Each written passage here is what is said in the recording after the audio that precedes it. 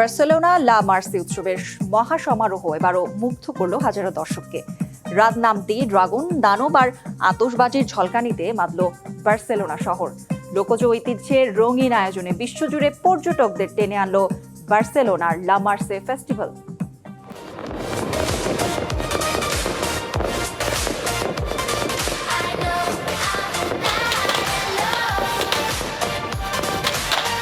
বার্সেলোনার আকাশ রঙিন আগুনে ভরে উঠল। লা মার্সেল কোরেফক্স যেন পরিণত হলো আলো আর আগুনের মহা উৎসবে।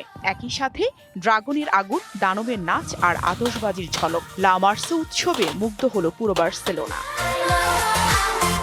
এদিকে আতশবাজির ঝলকানি আর হাজারো মানুষের উচ্ছ্বাস, এটাই বার্সেলোনার লা মার্সে উৎসবের প্রাণ কোরেফক্স। হাজারো দর্শক মুগ্ধ হয়ে দেখেন আগুনের ড্রাগন আর দানবের নানা ঢঙের নাচ। এটি শহরের জনপ্রিয় সংস্কৃতি এবং এক আনন্দের মুহূর্ত। সেই সাথে কাতালোনিয়ার সংস্কৃতি উপভোগ করা এবং আনন্দ করার একটি অনন্য মুহূর্ত। আমি বলতে চাইছি, এটা আসলেই মজার পাগলামি। আমি বিশ্বাস করতে পারছি না আসলে এটা কি ঘটছে। মানুষ আগুন হাতে নিয়ে রাস্তায় ছুটে আসছে। অন্যদিকে হাজারো দর্শনার্থীরা আলোয় আলোকিত করে তোলে শহরের রাস্তা। আতশবাজি নিভে যাওয়ার পরও চলতে থাকে তাদের প্রাণবন্ত নৃত্য।